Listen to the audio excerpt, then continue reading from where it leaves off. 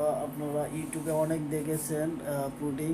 তো আসলে সবাই কিন্তু আপনাদের রিয়েলভাবে রেসিপিটা কেউ দেয় নাই। তো আজকে আমি আপনাদের মাঝে যেটা তৈরি করতে যাচ্ছি একদম সোজাভাবে পুডিং তৈরি করা শেখাবো। সো সবাই দেখতে থাকেন কিভাবে পুডিংটা তৈরি হয় আসলে। ওকে, প্রথমে নিয়েছি 1 লিটার মিল্ক। সো এই মিল্কটা এখন আমরা জাল দিব। জাল দিয়ে এটা 2-3 বার করে বলক দিয়ে 1 কেজি দুধ হাফ কেজি করে নিব।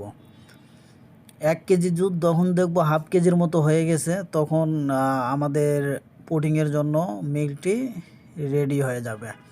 ঠিক আছে, তো দেখতেই পাচ্ছিস যে 800 হিট মাত্রায় দিলে মিল্কটা অনেক সুন্দরভাবে হবে। তো এদিকে আমরা ডিমটা ভেঙে নিব। অনলি 4 পিস ডিম দিয়ে পুডিংটা তৈরি হয়ে যায়।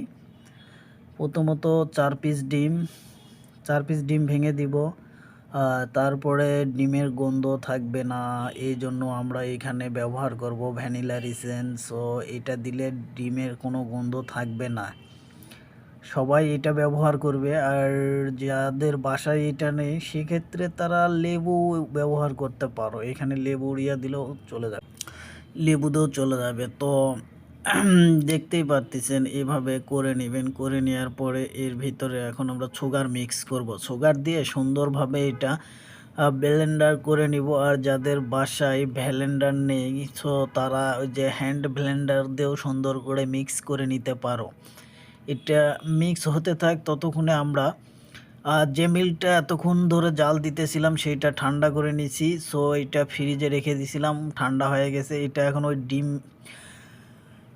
মিক্সের সঙ্গে এটা মিক্স করতে হবে পুরাটাই।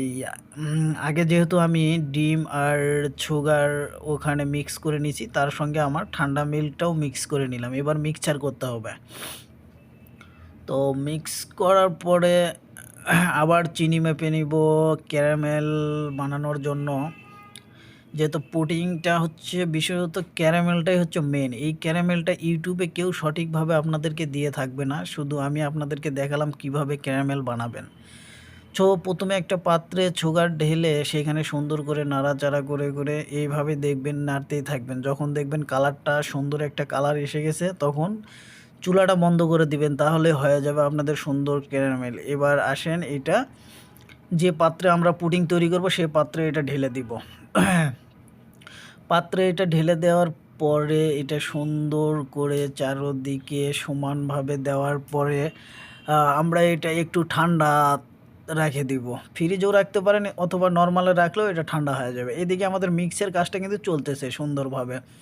তো অবশেষে মিক্সটাও শেষ। এখন আমরা মিক্সটা ছেঁকে নিব যাতে এর ভিতরে ডিমের আঁশালো জাতীয় কিছু থাকলে সেটা আমাদের এই ছাকনার ভিতরে আটকে যাবে। তো আমরা সুন্দর করে এটা ছেঁকে নিলাম।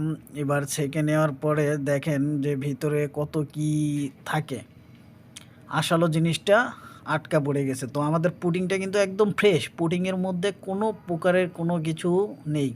তো পুডিংটা এখন আমরা ওভেনে দিব। ওভেনে দিয়ে এটা ওভেনে কত তাপমাত্রায় রাখবেন, যাদের বাসায় ওভেন নাই তারা কিন্তু এটা চুলাও ভাপ দিয়ে এটা করতে পারেন। আর যাদের ওভেন আছে তারা 250 টেম্পারেচার দিয়ে উপর নিচ দিয়ে দিবেন, হিট দিবেন উপর নিচ দিয়ে। আর 45 মিনিটে রাখবেন, এটা টানা 45 মিনিট। সো দেখতেই পাচ্ছেন কত সুন্দর আমার এখানে হিট দিচ্ছে।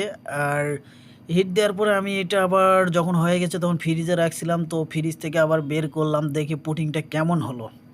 দর্শক সবাই পুডিংটা একটু মনোযোগ দিয়ে দেখেন যে আসলে পুডিংটা কত সুন্দর হয়েছে। দেখেই বুঝতে পারতেছেন যে কত সুন্দর পুডিংটা তৈরি হয়েছে। তো আপনারাও চাইলে এভাবে বাসায় তৈরি করতে পারবেন। তো দেখেন পুডিংয়ের আসলে শেষ ফিনিশিংটা দেখেন আমি কিভাবে কি করি। আপনারা এভাবে করবেন, জাস্ট আমি এভাবে করে আপনাদেরকে দেখানোর জন্য সুন্দরভাবে বোঝায় দিচ্ছি। তো আশা করি যে আপনারাও এইরকম সুন্দর রেসিপি বাসায় ফ্যামিলির সঙ্গে শেয়ার করতে পারবেন। আশা করি আপনারা